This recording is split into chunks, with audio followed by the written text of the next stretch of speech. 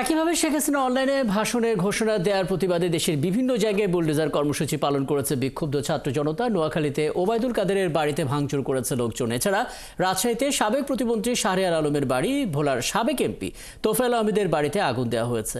খুলনায় শেখ হাসিনার চাচা শেখ আবু নাসেরের বাড়ি এবং বরিশালে আমির হোসেন আমুর বাড়ি ভাঙচুর করা হয়। এছাড়া দেশের বিভিন্ন জায়গায় শেখ মুজিবুর রহমানের মুরাল বুলডোজার দিয়ে ভেঙে দিয়েছে ক্ষুব্ধরা। সহকর্মীদের পাঠানো তথ্য এবং ছবিতে বিস্তারিত।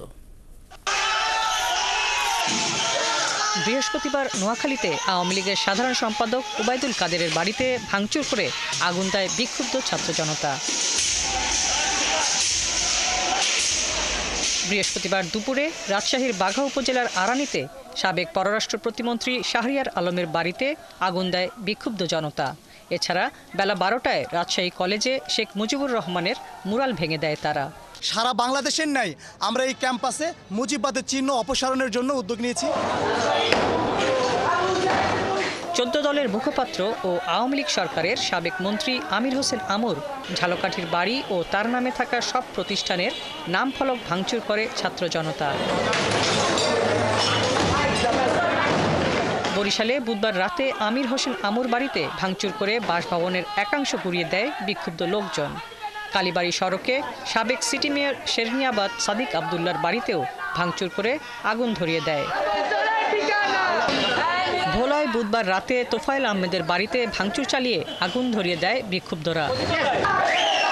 কুষ্টিয়ায় আওয়ামী লীগের যুগ্ম সাধারণ সম্পাদক মাহবুব উল আলম হানিফের পিটিআই সড়কের বাড়িতে বুলডোজার দিয়ে ভাঙচুর চালায় বিক্ষুব্ধরা।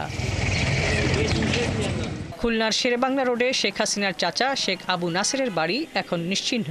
শুনলাম শেখ বাড়ি ভাঙচুরে খুশিতে দেখতে এসেছি, সেলিব্রেট করতে এসেছি, আমরা এটা দেখতে আসলাম। এই বাড়ি ভাঙছে, সেই খুশিতে দেখতে আসলাম।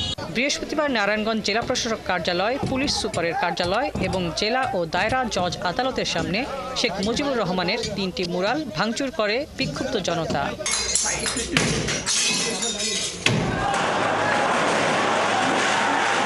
টাঙ্গাইলে ভেকু দিয়ে গুঁড়িয়ে দেওয়া হয়েছে জেলা আওয়ামী লীগের কার্যালয়।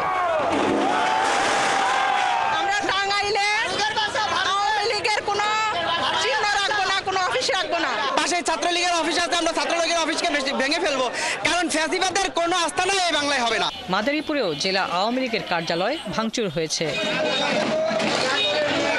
হাসিবা আলী বর্ণা, ৭১।